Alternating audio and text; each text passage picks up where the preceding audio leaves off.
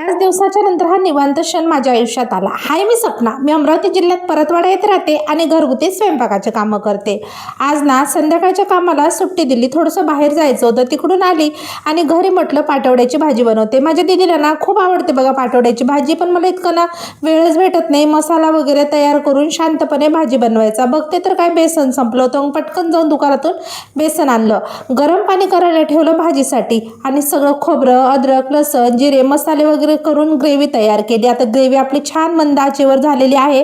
त्याच्यानंतर मी गरम पाणी टाकून रस्सा तयार केला आणि पाटवड्या बनवून घेते. म्हटलं मी अशा छोटे छोटे रेसिपी टाकण्याचा प्रयत्न करत जाईन. तुम्हाला आवडतील का माझे छोटे छोटे रेसिपी बघायला? मला कमेंट बॉक्समध्ये एकदा नक्की सांगा.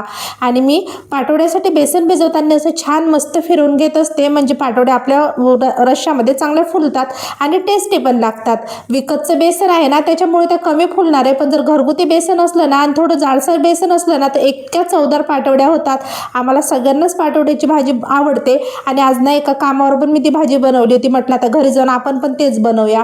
रोज रोज आपल्या ह्या विकतच्या भाज्या खाऊन, म्हणजे हिरव्या भाज्या खाऊन पण कंटाळा येतो. कधी मधी ना असं वेगळं काहीतरी खावंसं वाटतं. एकीकडे पाटवड्याची भाजी करून घेतली तर एकीकडे मी कणिक भिजवून मुरायला ठेवलेली होती. मग आता आपली भाजी मस्त चांगली तयार झालेली आहे आणि इकडे गरम गरम पोळ्या. आता पोळ्याला थोडंसं इग्नोर करा, मला खरंच खूप स्वयंपाक करायचा कंटाळा आला होता म्हणून मोठ्या मोठ्या पोळ्या करून घेतल्या आणि आता पटकन आम्ही भूक लागल्यामुळे जेवायला बसलो. तुम्हाला कसा वाटतं माझा छोटासा ब्लॉग मला कमेंट बॉक्समध्ये नक्की सांगा आणि व्हिडिओ आवडला तर नक्की लाईक, शेअर, फॉलो करा.